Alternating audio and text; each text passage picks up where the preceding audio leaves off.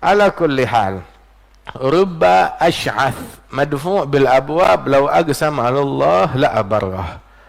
Terkadang tuh barangkali orang-orang yang kelihatannya dekil, sederhana, pakaiannya jelek, ya, karena kesederhanaan dan keterbatasan ekonomi.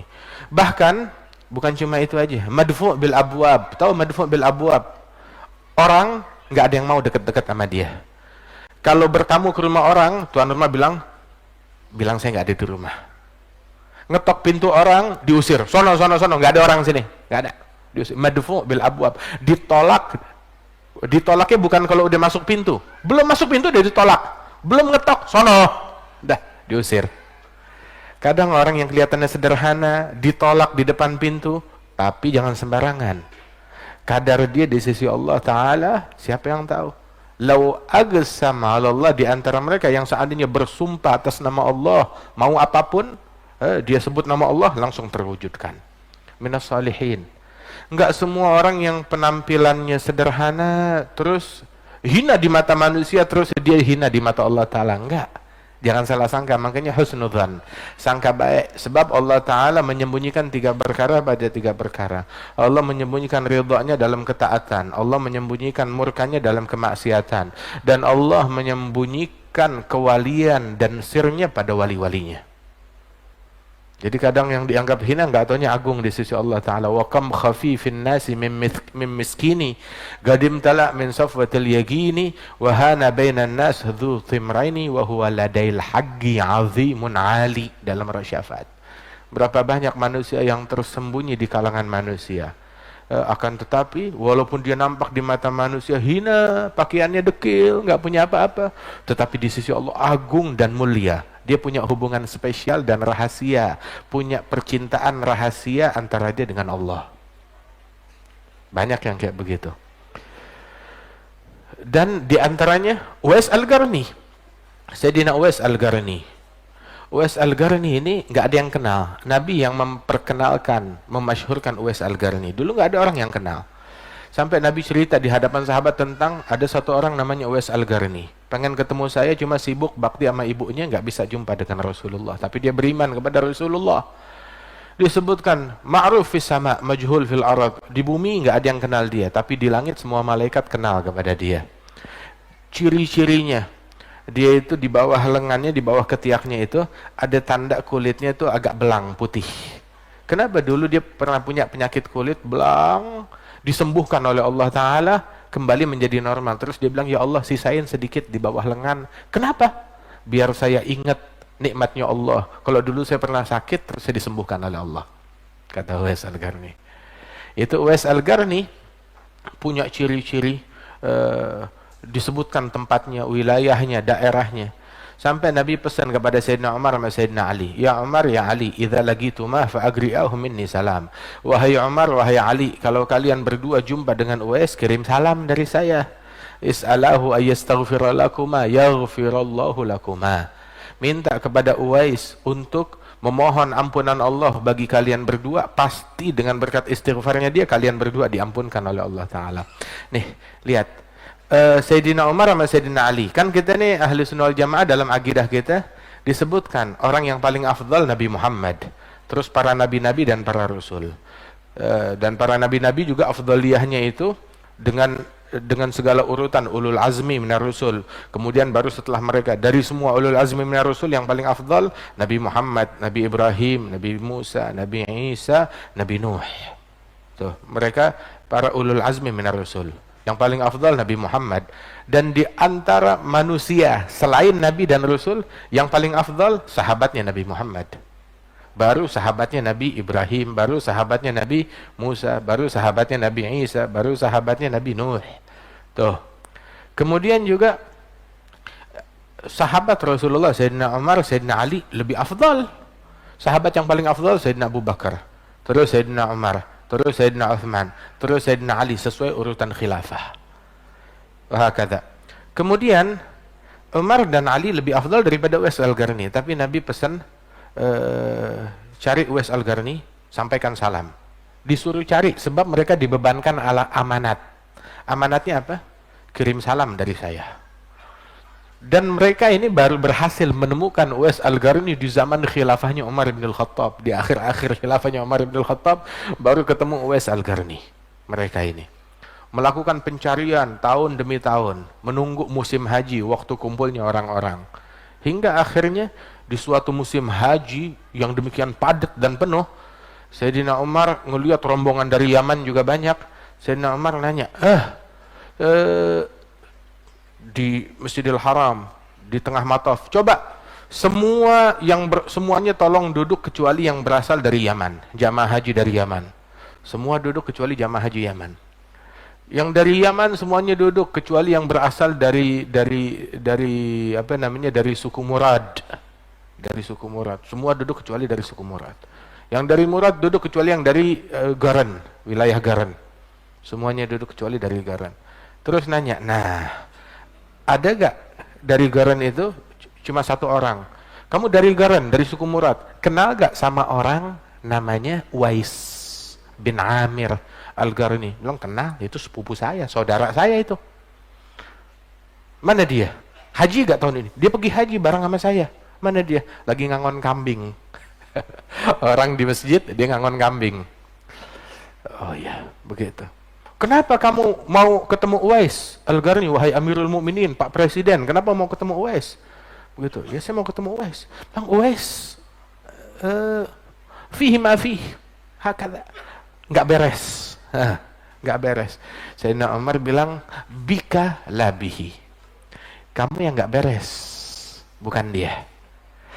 Akalnya kamu tidak mencapai pemikiran dia. Makanya kan dibilang tuh oleh Sayyidina Ali, wal jahiluna li ahlil ilmi a'da'u. Orang jahil musuh kepada orang alim. Kenapa? Sebab dia nggak paham. Dia nggak paham, dia nggak ngerti. Al-mar'u aduun ma jahil. Seseorang memusuhi kebodohan. Sesuatu yang dia nggak tahu. Dia nggak tahu, dia takut. Dia anti. Begitu. Kamu nggak paham dia.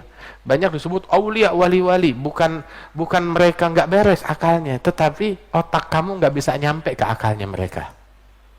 Belum mencapai ke situ akalnya dia. Alhasil disamperin di tempatnya, tempat dia ngangon kambing. Jadi jamaah dulu tuh bekalnya tuh bawa kambing.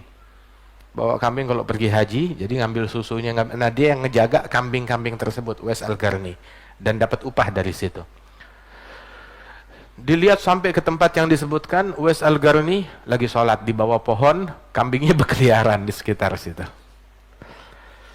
Begitu mendekat, Sayyidina Uwais Al-Qarni merasakan keberadaan orang, disingkatkan sholatnya, terus salam. Begitu salam, assalamualaikum warahmatullahi wabarakatuh. Waalaikumsalam warahmatullahi wabarakatuh, kata Uwais.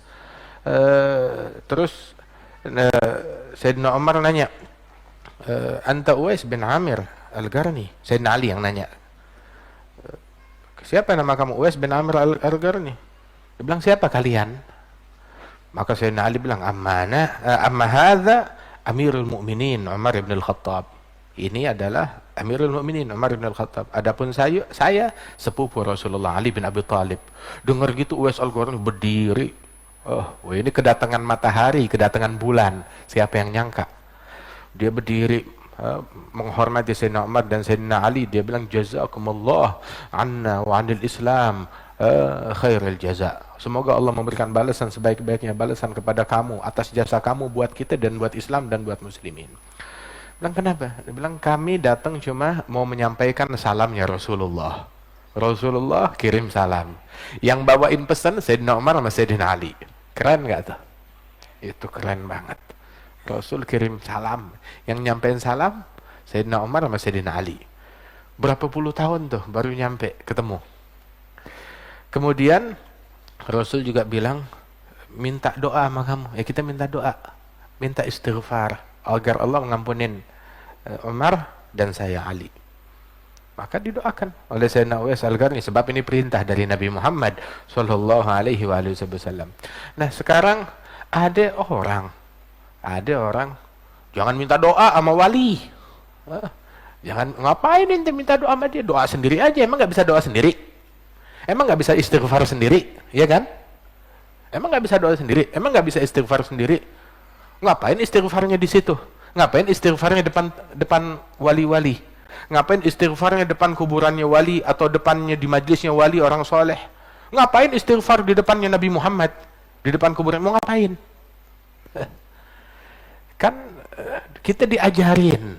Itu Sayyidina Umar sama Sayyidina Ali. Nabi depan mereka. Kenapa suruh datangin ke Uwais Al-Qarni? Nabi di depan mereka. Nabi Muhammad bilang, kirim salam antara sama Uwais. Terus minta istighfar sama dia, diampunin kalian. Bilang, ya Rasulullah, ente aja deh. Kan bisa gitu. Tapi diajarin adab oleh Nabi Muhammad SAW untuk ngajarin kita. Minta doa kepada semua orang. Orang yang anti kepada doa dari wali-wali dan solihin, ini hati-hati. Itu berarti dia melanggar sunnahnya Nabi, minta doa kepada wali-wali dan solihin. Itu sunnahnya Nabi Muhammad. Sayyidina Ali, Sayyidina Umar memikul mandat tersebut. Bahkan ada sekelompok orang, saya enggak perlu istighfar Rasulullah, saya bisa istighfar sendiri. Idza qila lahum ta'alau yastaghfir lakum Rasulullah lawaw ru'usahum wa ra'aitahum yasuddun wa hum mustakbirun sawa'un 'alaihim astaghfarta lahum am lam tastaghfir lahum la yaghfirallahu lahum. Apabila dikatakan kepada mereka, sini Rasul akan beristighfar untuk kalian, palanya geleng, enggak begitu, enggak berani bilang enggak, tapi ya berat menghindar. Lawaw ru'usahum, geleng palanya. Ra'aituhum yasuddun wa hum mustakbirun. Nah, orang yang kayak begitu, yang anti dengan doanya Nabi Muhammad, sawan alaihim astaghfarta lahum am lam tastaghfir lahum la yaghfirullahu lahum. Mau kamu yang istighfarkan atau enggak, Allah enggak bakal ampunin mereka. Kenapa? Di hati mereka tuh ada sesuatu kepada Nabi Muhammad sallallahu alaihi wasallam. Walau annahum idzalamu anfusahum ja'uka fastaghfirullah wastaghfara lahumur Rasul. Mereka datang kepada Rasulullah. Pertama datang, mereka bikin salah. Terus begitu bikin salah, apa yang dilakukan? Datang kepada Nabi. Begitu datang kepada Nabi, istighfar kepada Allah. Itu kan urutannya di ayat. Setelah istighfar kepada Allah, Rasul beristighfar untuk mereka. La wajadullaha tawwaban rahimah. Allah bakal maha pengampun terhadap mereka. Lihatkan urutannya, mereka bikin zalim, bikin kesalahan, kemudian datang kepada Nabi Muhammad. Walau annahum izzalamu anfusahum, menzalimi diri mereka sendiri. Ja'uka, lantas mereka datang kepada Nabi Muhammad, kepada engkau. Wastaghfarullah, begitu mereka datang kepada engkau, urutannya beristighfar kepada Allah. Setelah itu wastaghfar lahum Rasul, Rasul beristighfar, memohon ampunan Allah untuk mereka. Terus yang kelima apa urutannya? La wajadullah, mereka akan menemukan Allah. Maha pengampun lagi maha penyayang, jalla jalaluhu ta'ala azamatu. Begitu urutannya.